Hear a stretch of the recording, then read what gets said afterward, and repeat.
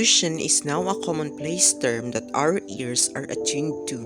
Air pollution is one such form that refers to the contamination of the air, irrespective of indoors or outside. A physical, biological, or chemical alteration to the air in the atmosphere can be termed as pollution. It occurs when any harmful gases, dust, smoke, enters into the atmosphere and makes it difficult for plants, animals, and humans to survive as the air becomes dirty. Ozone layer, considered crucial for the existence of the ecosystems on the planet, is depleting due to increased pollution. Global warming, a direct result of the increased imbalance of gases in the atmosphere, has come to be known as the biggest threat and challenge that the contemporary world has to overcome in a bid for survival. Types of pollutants. Air pollution can be classified into two sections: invisible and visible air pollution. Visible air pollution, as the name suggests, can be visible. The smog you see over a city is an example of visible pollution. Invisible air pollutants are less noticeable, but they can be more deadly. Good examples of invisible air pollutants are sulfur dioxide, carbon monoxide, and nitrogen oxides. Air pollutants can be further divided into primary and secondary air pollutants if we go deep. Primarily, air pollutants can be caused by primary sources or secondary sources. Pollutants that are directly a result of the process can be called primary pollutants. A classic example of primary pollutant would be the sulfur dioxide emitted from factories. Secondary pollutants are the ones that are caused by the intermingling and reactions of primary pollutants. Smog created by the interactions of several primary pollutants is known as a secondary pollutant. Kinds of air pollutants: sulfur dioxide, carbon monoxide, carbon dioxide, nitrogen oxides, volatile organic compounds (VOCs), particulates, ozone, chlorofluorocarbons or CFCs, and burnt hydrocarbons and lead in the heavy metals. Sources of air pollution. When we try to study the sources of air pollution, we usually enlist a series of activities and interactions that create these pollutants. There are two types of sources that we will take a look, namely natural sources and man-made sources. Natural sources. Natural sources of pollution include dust carried by the wind from locations with very little or no green cover, gases released from the body processes of living beings, smoke from the combustion of various inflammable objects, volcanic eruptions, etc., along with the emission of polluted gases, also makes it to the list of natural sources of pollution. Man-made sources. While looking at the man-made contributions towards air pollution, it can be further divided into outdoor pollution sources. The major outdoor pollution sources include power generation, vehicles, agriculture or waste incineration, industry, and building heating systems. Smoke features as a prominent component. The smoke emitted from various forms of combustion like in biomass, factories, vehicles, furnaces, and etc. Indoor pollution sources. In low and middle income countries, mostly burning fuels such as dung, coal, and wood in inefficient stoves or open hearths produces a variety of health-damaging pollutants. These include carbon monoxide, methane, particulate matter, polyaromatic hydrocarbons, and volatile organic compounds. Various causes of air pollution. First, the burning of fossil fuels. Sulfur dioxide emitted from the combustion of fossil fuels like coal, petroleum for energy in power plants, and other factory combustibles is one of the major causes of air pollution. Second, agricultural activities. Ammonia is a very common byproduct of agriculture-related activities and is one of the most hazardous gases in the atmosphere. The use of insecticides, pesticides, and fertilizers in agricultural activities has grown quite a lot. They emit harmful chemicals into the air and can also cause water pollution. Third, Waste in landfills. Landfills are land areas in which waste is deposited or buried. This deposited or buried waste generates methane. Methane is a major greenhouse gas that is highly flammable and very hazardous.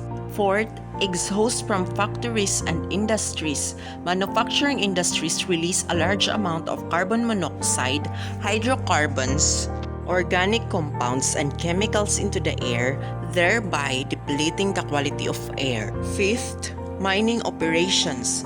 Mining is a process wherein minerals below the earth are extracted using large equipment. During the process, dust and chemicals are released in the air, causing massive air pollution. Sixth, indoor air pollution. Household cleaning products, painting supplies emit toxic chemicals in the air and cause air pollution. Have you ever noticed that once you paint the walls of your house, it creates some sort of smell that makes it literally impossible for you to breathe? Seventh, natural events. There are certain natural events such as volcanoes, forest fires, and dust storms which are nature-born and cause air pollution. Climate change. Climate change is real, and it's really something serious that people downplay a whole lot. The problem is that most people don't really understand what it really is and what causes it. The truth is, the climate is changing each and every day. There are many different problems that are leading to our climate change. Some of them having to do with the greenhouse effect. And other changes are occurring due to human activity and solar irradiance. The earth is becoming hotter. Whether we want to admit it or not, here is what is happening. Various causes of climate change. First, the greenhouse effect. First, we need to take a closer look at the greenhouse effect and gain a better understanding of it. To do this, you will find that this is one of the main causes of the climate changes that are currently taking place.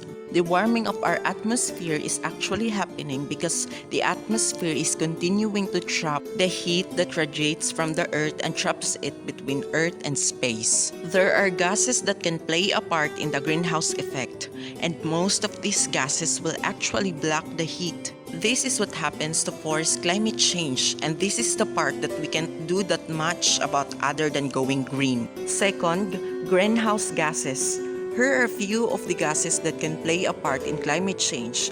First, you will find water vapor. This is the most abundant gas that plays a part in the greenhouse effect. It increases because the earth is getting warmer, and it also makes more clouds and precipitation. Carbon dioxide also plays an important role even though it is one of the more minor components in our atmosphere. It can be found through a variety of different processes including respiration, volcanic activity, deforestation, fossil fuel burning, and others. The carbon dioxide that is found in our atmosphere continues to increase, making the climate change much more prominent these days than before. Next, you will find that methane gas also plays a part. This is a hydrocarbon gas that is produced through a variety of different processes and sources. It can be produced through the decomposition of trash in landfills and can also be found a lot around places with a lot of domestic livestock. These gases are active in the greenhouse effect, leading to more climate change. CFCs or chlorofluorocarbons, which are basically synthetic compounds that are created in the industrial setting, also play a part. They are usually what play a part in the depletion of the ozone layer. The more the ozone layer is depleted, the hotter our earth will get. Finally, you have nitrous oxide. This is another type of gas that is often formulated from the soil when it is cultivated. It is one of the other gases that have an impact on climate change. Third, volcanic eruptions. A volcano releases a large amount of sulfur dioxide, water vapor, dust, and ash into the atmosphere when it erupts. These large volume of gases and ash can trigger climate change by increasing planetary reflectivity, causing atmospheric cooling. Fourth, ocean currents. Variations in ocean currents can also influence climate change for short periods of time. Ocean currents move vast amounts of heat across the planet. Movement of cold water deep under the oceans towards the regions near the equator, and movement of warm water near the equator back towards the pole play an important role in determining the atmospheric concentration of carbon dioxide. Fifth, solar radiations. The sun is the ultimate source of supply of energy for the Earth's climate system. A small change in the output of the sun's energy can influence climate change. These changes include changes within the sun and changes in Earth's orbit. Changes occurring in the sun can cause the climate to become warmer during periods of stronger solar intensity and cool during periods of weaker solar intensity. Studies suggest that solar variations have played a role in past climate change. Sixth, Earth orbital changes. A slight change in the tilt of the Earth can lead to climatic changes. While less tilt means cooler summers and milder winters, more tilt means warmer summers and colder winters. These small and slow changes can lead to important changes in the strength of the seasons over tens of thousands of years. Seventh, human activity. According to the Environmental Protection Agency, the most significant contributor to climate change in the United States is the burning of fossil fuels for electricity, heat, and transportation. The means of transportation such as cars, trucks, ships, trains, and planes emit the largest percentage of carbon dioxide that is speeding up global warming. 8. Agriculture. From deforestation in places like the Amazon to the transportation and livestock that it takes to support agricultural efforts around the world, agriculture is responsible for a significant portion of the world's greenhouse gas emissions. 9th, deforestation. Deforestation and climate change often go hand in hand. Deforestation is a major contributor to global warming, and at the same time, climate change increases deforestation by way of wildfires and other extreme weather. Deforestation is the second leading cause of global warming worldwide, and it produces about 24% of global greenhouse gas emissions. Deforestation in the tropical rainforest contributes more carbon dioxide to the atmosphere compared to the sum of all cars and trucks that drive on the roads globally. 10th, livestock. Livestock in the form of cattle, sheep, pigs, and poultry play a significant role in climate change. According to one study, livestock and climate change, livestock around the world is responsible for 51% of annual global greenhouse gas emissions. Effects of climate change. First, change in rainfall patterns. Second, depletion of Arctic ice. Third, wildfires. Fourth, heat waves. Fifth, loss of wildlife species. Sixth, rise in sea level. Seventh, shifting habitat. Eighth, high temperatures.